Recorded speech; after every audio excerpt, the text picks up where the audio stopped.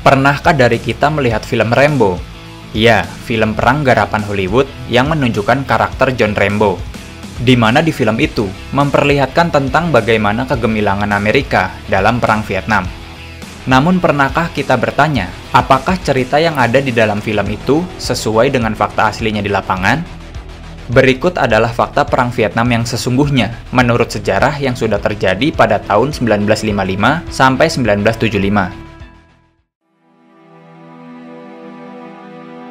Dari sekian banyak perang yang melibatkan Amerika Serikat, tidak ada yang lebih petaka daripada Perang Vietnam. Perang ini sering dikatakan sebagai sebuah kesalahan terbesar Amerika. Dulu Vietnam tidaklah seperti Vietnam yang kita kenal sekarang. Wilayah Vietnam dulu terbagi menjadi dua, yaitu Vietnam Utara yang didukung oleh Uni Soviet, Cina, Korea Utara, dan Kuba. Sementara Vietnam Selatan didukung oleh Amerika, Korea Selatan, Australia, Taiwan, Filipina, Thailand, Kerajaan Laos, Republik Kamboja, dan Selandia Baru. Lokasi Perang Vietnam tidak hanya di Vietnam itu sendiri, melainkan juga terjadi di Laos dan Kamboja. Keterlibatan Amerika dalam Perang Vietnam, khususnya untuk mencegah pengaruh Uni Soviet dan ekspansi Cina ke Asia Tenggara. Ini sesuai dengan politik pembendungan Amerika atau containment policy, di mana di sini komunis ditempatkan sebagai musuh utama oleh Amerika. Seorang jenderal Amerika dari Perang Vietnam, yaitu Jenderal William Westmoreland, menyebut kekalahan Amerika sebagai dosa tidak terelakkan dari Presiden Lyndon Johnson. Johnson disebut lamban dan setengah-setengah karena hanyut dalam opini masyarakat Amerika yang kala itu memang menentang perang. Selain Johnson, Westmoreland juga menyinggung peran media yang merecoki agenda perang dan mengeluarkan narasi anti-perang di tengah masyarakat Amerika. Perang Vietnam memang berdampak luar biasa bagi Amerika. Bagaimana tidak, korban tewas dari tentara Amerika justru didominasi oleh generasi muda yang rata-rata masih berumur 19 tahun. Tentara Amerika yang masih muda dipaksa masuk ke hutan untuk berperang melawan tentara Vietnam, di mana sebagian besar tentara Amerika yang masih muda tidak tahu kondisi medan perang yang dihadapi. Banyak dari mereka akhirnya berakhir tragis. Ini disebabkan karena kebanyakan terkena sergapan tentara Vietcong di dalam hutan. Dalam buku karya David Smith, yaitu Richard Nixon and the Vietnam War, The End of the American Century, menuliskan tentang kegagalan perang yang menghabisi generasi muda bangsa Amerika. Perang Vietnam harus menyeret Amerika keluar dari mimpi mereka untuk mewujudkan apa yang disebut dengan American Century alias Abad Amerika. Amerika datang ke Vietnam dengan hasrat besar untuk menularkan etika liberal mereka. Hasil jajak pendapat tahun 1980-an yang melibatkan tentara Amerika dalam Perang Vietnam menitik beratkan kesalahan ada pada para pemimpin politik di Amerika kala itu. Lebih dari 82% jajak pendapat percaya kekalahan itu terjadi karena para politikus terlalu lamban dan lembek untuk melancarkan peperangan.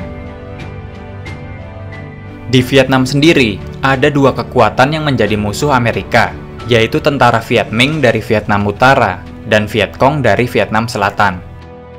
Meskipun Amerika datang untuk membela Vietnam Selatan, keterlibatan Amerika tidak didukung sepenuhnya oleh rakyat Amerika dan Vietnam Selatan.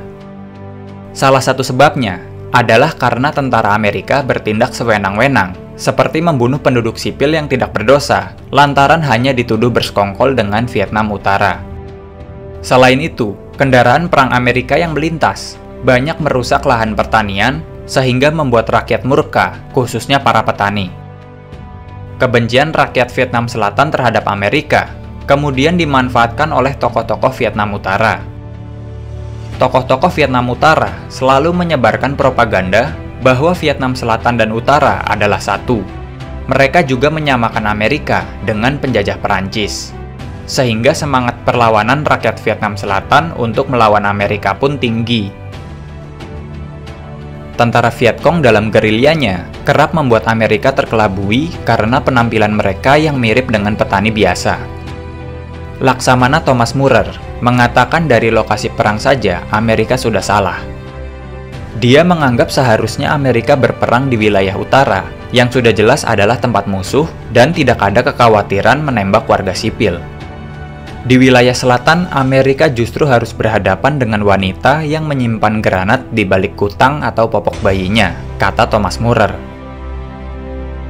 Panglima tertinggi militer Vietnam Utara kala itu, yaitu Vo Nguyen, mengakui Amerika jauh lebih unggul dari segi pasukan. Namun dia menganggap Amerika gagal memahami kekuatan dan kelemahan mereka sendiri. Vietnam Utara adalah pemenang dari sisi strategi dalam peperangan yang berlangsung pada 1955 sampai 1975. Ada salah satu strategi paling dikenal yang diterapkan Vietnam Utara dalam perang melawan Amerika. Strategi itu disebut taktik Dao Trang, yaitu penggunaan manusia sebagai alat perang. Taktik Dao Trang melibatkan 3 cara khusus, yakni pembunuhan, propaganda, dan perang gerilya. Ketiga cara itu kemudian dipadukan dengan operasi militer konvensional. Untuk strategi pertama, tentara Vietcong mendekati para petani agar mendukung mereka. Para petani itu dibutuhkan dalam operasi untuk memenuhi pasokan makanan tentara Vietcong selama perang melawan Amerika. Tidak cuma itu, tentara Vietcong juga memanfaatkan rumah-rumah dan desa petani untuk perlindungan dan tempat sembunyi. Strategi kedua yaitu propaganda Vietcong untuk mendoktrinasi para petani. Mereka diberitahu bahwa Amerika dan tokoh-tokoh politik boneka Amerika di Vietnam Selatan akan mengambil sawah-sawah mereka. Vietcong juga menanamkan pengetahuan bahwa Amerika adalah negeri penjajah seperti Perancis, namun dengan uang yang lebih banyak dan persenjataan yang lebih baik. Dendam kesumat masyarakat Vietnam pada penjajahan Perancis di tahun 1887 akhirnya berhasil memuluskan propaganda anti penjajahan. Selain itu, Vietcong juga melancarkan narasi serangan kepada politikus Vietnam Selatan dengan menyebut mereka sebagai boneka Amerika. Narasi itu pun disambut baik oleh rakyat Vietnam Selatan, mengingat jejak rezim Vietnam Selatan yang korup dan jauh dari kaum petani. Strategi ketiga adalah gerilya. Dalam peperangan ini, Vietcong hanya berperang di medan tempur yang bisa mereka menangkan. Vietcong tahu betul kekuatan dan kelemahan diri sendiri untuk melawan Amerika. Mereka hanya dipersenjatai tombak, pedang, dan peledak yang diambil dari tentara Amerika untuk digunakan menyergap patroli Amerika. Selain itu, tentara Vietcong juga membuat jebakan-jebakan dari bambu runcing, ranjau, dan granat. Vietcong juga sengaja tidak menggunakan seragam militer agar dapat membaur dengan masyarakat sipil, terutama kaum petani. Selain kaum petani, tentara Vietcong juga diisi oleh para kuli angkut dan pekerja bangunan. Adapun agen-agen pemberi informasi mereka adalah para pekerja yang sengaja disusupkan dan dipekerjakan pada pangkalan Angkatan Darat Amerika di Vietnam Selatan. Pada awalnya, Amerika selalu meremehkan Vietcong. Amerika selalu membedakan Vietcong dengan tentara Vietnam Utara atau Viet Minh. Menurut Amerika, Viet Minh adalah agresor, sedangkan gerilya Vietcong hanyalah pengacau biasa, yang akhirnya lebih mengkonsentrasikan pertempuran dengan Viet Minh. Selain bertempur secara hit and run, pasukan Vietcong berhasil memenangkan perang di wilayahnya dengan membangun daerah kantong-kantong besar dekat perbatasan Vietnam dan Kamboja. Vietcong juga menjalin kerjasama dengan kelompok Khmer Merah Kamboja dan kelompok komunis Laos, yang pada akhirnya berhasil membuat pasukan Amerika gelagapan. Sejak melawan Perancis, baik Vietcong dan Viet Minh telah menguasai jalur-jalur penting, termasuk terowongan rahasia yang oleh pasukan Amerika disebut sebagai terowongan maut. Terowongan yang terkenal adalah terowongan Cu Chi. Letaknya sangat strategis untuk menggempur tentara Amerika di Vietnam Selatan. Perlengkapan seperti barak-barak, fasilitas kesehatan, dan logistik juga telah tersusun rapi di bawah tanah. Hal itulah yang membuat pasukan Vietcong dan Viet Minh lebih unggul daripada Amerika yang notabene memiliki persenjataan yang lebih canggih.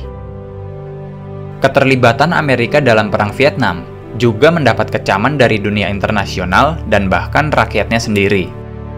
Salah satu alasannya adalah program mobilisasi pemuda yang menginjak 18 tahun untuk dikirim ke Vietnam oleh Presiden Johnson, yang kemudian diteruskan oleh Presiden Nixon.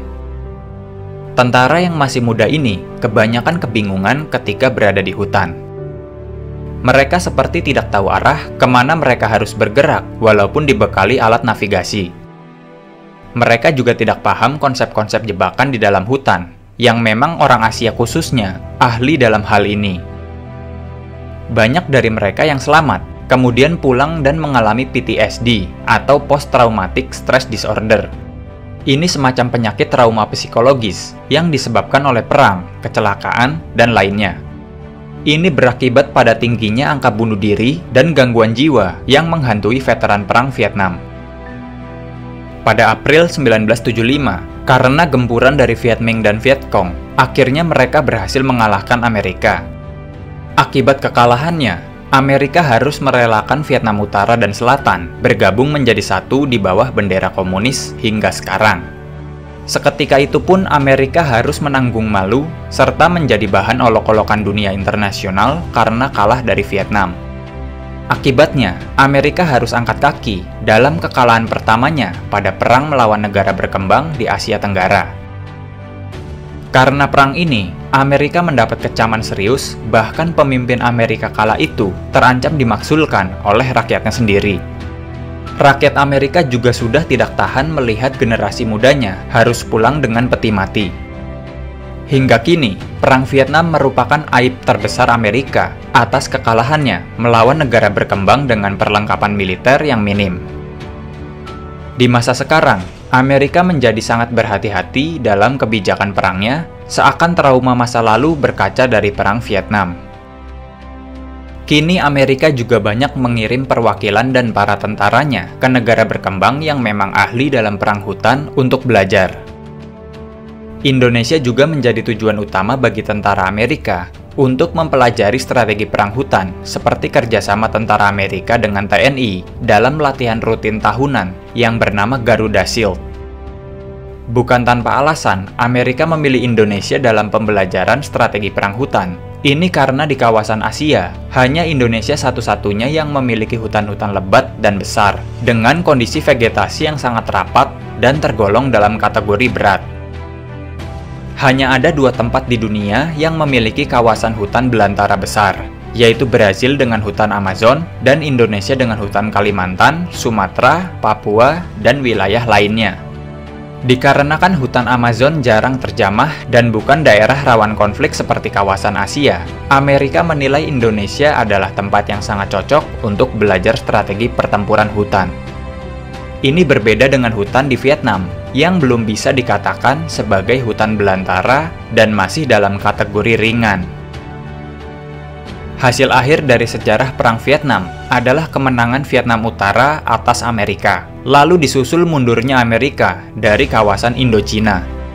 Kemudian pemerintahan komunis mengambil alih seluruh Vietnam dengan reunifikasi wilayah Vietnam Utara dan Selatan, serta Laos dan Kamboja. Untuk jumlah total korban jiwa dari Vietnam Utara dan sekutunya adalah 500 sampai 1,1 juta orang. Sedangkan total jumlah korban dari pihak Vietnam Selatan, Amerika dan sekutunya mencapai 480.000 sampai 800.000 orang. Perang Vietnam membuktikan bahwa anggapan negara superpower yang unggul dalam peralatan militer pun tidak bisa menjamin sebuah kemenangan dalam perang. Itulah pembahasan singkat Perang Vietnam dan bagaimana tentara serta kaum petani Vietnam berhasil mengalahkan negara superpower sekelas Amerika hanya dengan menggunakan alat perang seadanya dan penguasaan medan, terutama hutan.